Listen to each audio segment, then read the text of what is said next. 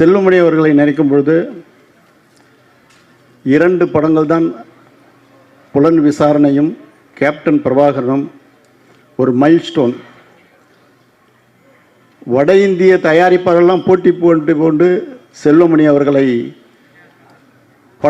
படத்திற்காக இயக்குனருக்காக அட்வான்ஸோடு வந்து காத்திருந்த காலம். அப்படிப்பட்ட விஜயகாந்த் அவர்கள் இந்த படத்தில் கேப்டன் பிரபாகரன், ஆம், நான் தந்த அடைமொழி புரட்சி கலைஞர் கேப்டன் பிரபாகரன், புரட்சி கலைஞர் என்று நான் கூலிக்காரனில் அழைத்தேன்.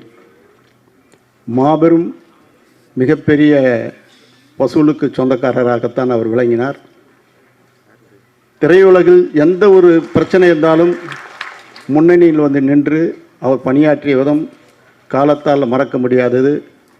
நடிகர் சங்கத்தை மீட்டெடுத்து அதனுடைய கடனை அடைத்து அதற்கு ஒரு மிகப்பெரிய வழிகாட்டி அமைந்தார்.